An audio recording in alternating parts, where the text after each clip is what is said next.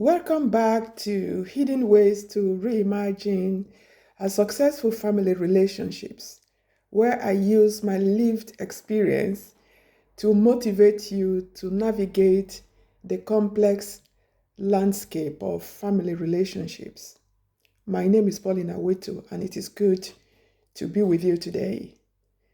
To start with, I would like you to understand that there is no perfectly happy, successful, and fulfilled relationship, especially in the family environment.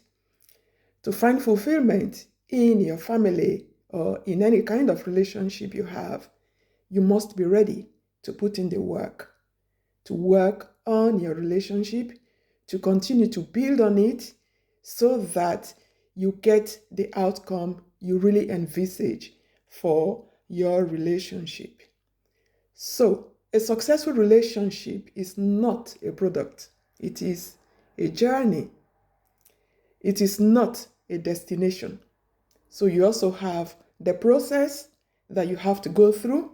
So the focus should not be on the product, which is success itself or which is fulfillment, but it is the process that I would like you to focus on. And then again, it is a journey. It is not a final destination. So what I do in my video is to share some tips that you might find helpful or useful in your family relationship journey.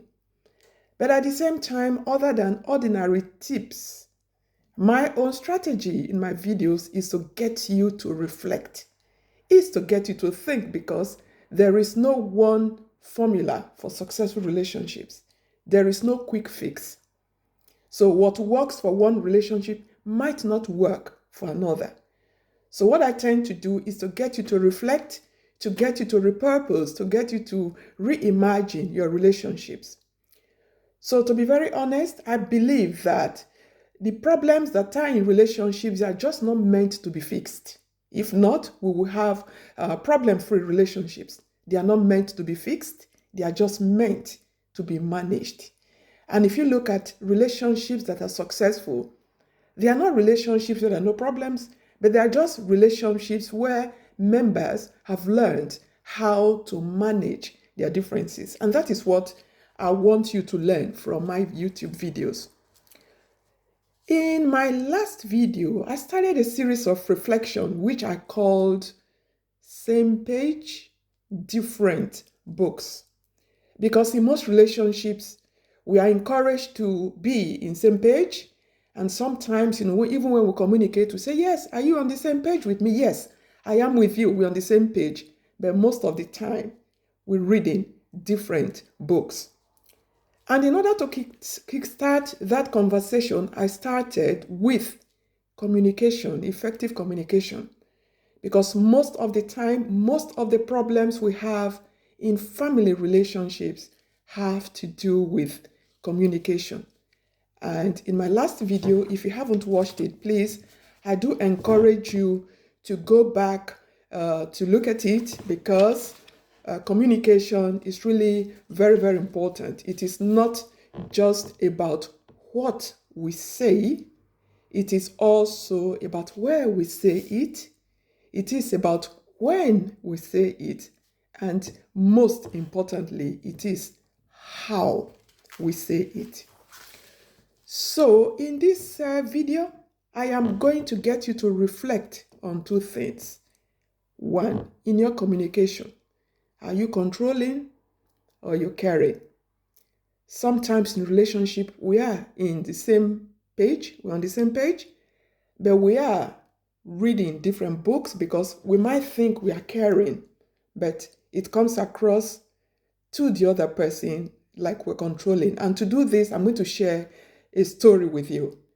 So apart from this point, I'm also going to look at having to respect boundaries as a very fundamental way of communicating effectively, respecting boundaries. So let me start with the first point, whether in your communication you are controlling or you are caring. And I'm going to do so sharing a story. I've known this couple for more than 30 years. and they have been married for 50 years. They met when they were 16 and they got married at 18. They practically did everything together. They built their lives together. They raised their two sons together. So they went on journeys together. They went on holidays together. Practically, they did everything. And if they were not together, they were always on the phone to each other. 18 to 25 calls a day. They did practically everything together. They had the same friends. They did the same thing. They went shopping. They did practically everything together. But when I met them 30 years ago, a few things, struck me. It came, I had the impression this was a perfect family. But at the same time, 10 years ago, when I started my own reflections and also observing trends and patterns in family relationships, I just felt there was something not right. Yes, they had their foundation, they had their interest, they traveled together, they visited the whole world together, they did the shopping together, but I just found there was something fundamental that was missing. Like they didn't have, a common purpose. And I found, well, if I started a conversation about God, maybe it was something that was going to help them, but it was something she wasn't ready to explore at that time. So guess what? Just 2 years ago, what happened? The man just moved out. And what did he say? After 50 years of marriage, I've never loved you. I've never been happy. And it was something that came as a shock to this woman because she said, all I did was to care for him. And what did the man say? Just one word that ended the relationship. She was controlling. So my question to you today is, in your relationship, yes, you might appear, yes, you're caring for this person, but at the same time, how does it come across to the other person? So a homework you might want to do today is actually go back and begin to reflect on the different ways you show care in your relationship to your children, also to your partner. Does it come across as you're caring or you are controlling? Let me give you another example that is going to get the ball rolling as well. Let's say, for example, your husband comes back late in the night. You were not expecting him to come back late, and then he comes back, and then you start a fight, and you start, quarreling about why he came late. So if you have been concerned about his safety and you really care about him, you wouldn't, show that care by displaying anger at the fact that he came back late. So think about your relationship, how you communicate, and whether or not you're caring or you are controlling. Like I said before, your own intentions are really very, very important in communication in family relationships. You set out to be caring, but how does the other person receive it? It's received as controlling. So that's the first thing you need to look at. And then secondly, I believe that respecting boundaries is essential to effective communication, especially in the family environment. When you find yourself, for example, living in a family space, no matter how big your accommodation is, it is very, very important to respect boundaries. When two people come together, for example, to be together in a relationship, yes, we say yes, the two have become one. Yes, that's ideally, but whether you like it or not, you are still two individuals. You are still, no matter how you try to become one, you are still two individuals. You have your values, you have your interests, you have issues that get you angry, that tip you over the edge. You need to recognize your individuality, and you also need to respect and recognize the individuality of the other person, so that no matter how much you try to be one, be very, very aware of the fact that that person is an individual and the person also has boundaries. So, in order to communicate effectively in family relationships, I think respecting boundaries is very, very important. In a family, for example, you have open spaces or common spaces. I think those boundaries should be respected. Respecting boundaries also, I think, is a process like everything I have reflected on in my videos. It takes time. It also takes a process. For example, I remember, it's just something I practiced in my own family relationship that has become really very, useful, and it's a tip I could share with you. For example, I just made it a point of habit not to just barge into my children's room, even when they were very, very, very young. I made sure, for example, I knocked on the door of their bedroom. Or if I don't knock, I call out their names right, from the door so they know I want the attention. And I found that just doing that, I never intentionally set out to say, yes, I'm going to respect their boundaries, but it was just a habit I cultivated. And gradually, the children picked it up, and right to date, if any of my sons, want to come to my bedroom, they knock before they come in. And something also that I used in raising my children is, if you want to take anything from the fridge, you just don't go to the fridge, you say, Mom, can I have this? It's just a way. It's not just about respecting boundaries. It's also about, training, children, to be able to be ready, to be accountable as well. So I know, for example, that, if I had 2 cans of Coke in the fridge and you told me, for example, you're going to take one, I know that I'm able to plan next time that I've got, maybe I no longer have Coke. But if you just take it and maybe I have a visitor and I knew I had 2 cans of Coke, and then a visitor turns up and I haven't got any can of Coke, that could actually, trigger a lot of problems, in the family. But if, simple communication and, just letting children know this, let me know. This is a way also of having to teach children how to be accountable. Now, I also want to, in terms of boundaries, you need in the first place to acknowledge your own boundary limits. What are some of those things that you want to be respected? In my own case, for example, one of those things that really tipped me off was having to squeeze a toothpaste right from the tip. That really got me mad, many, many years ago, because being a very, very organized person, I'm going to squeeze the toothpaste right from the bottom, as it goes up. And again, thanks to progress, you have plastic containers, so you can actually squeeze it anywhere and then it comes out perfectly well. You can also have the tube, which is better, so you don't need to have this kind of uncomfortable conversation regarding whether you squeeze the toothpaste, you squeeze it from the edge or you squeeze it from the bottom. That was something that got me tipped off at the beginning of my relationships.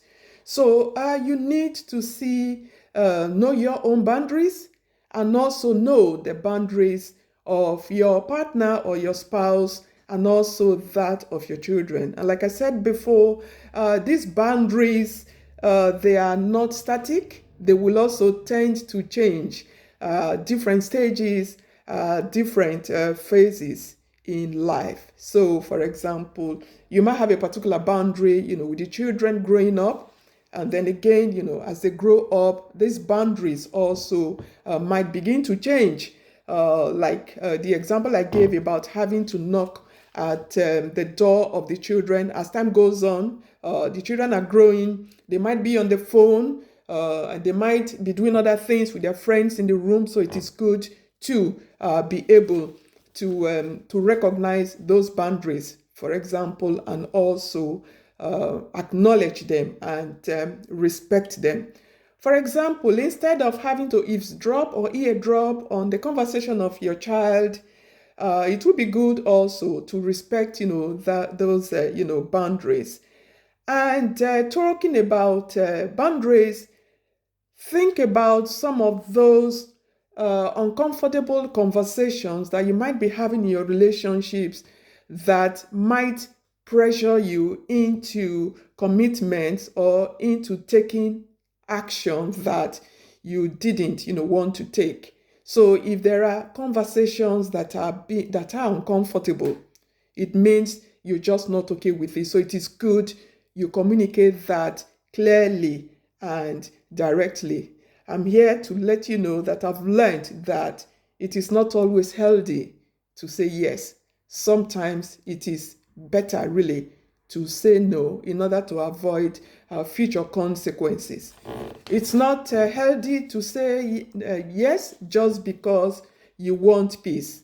If you disagree on certain discussions or course of action, you need to make it clear, especially when it comes to decisions regarding the children or major financial commitment or investment in your family. So make it really very clear if you are uncomfortable.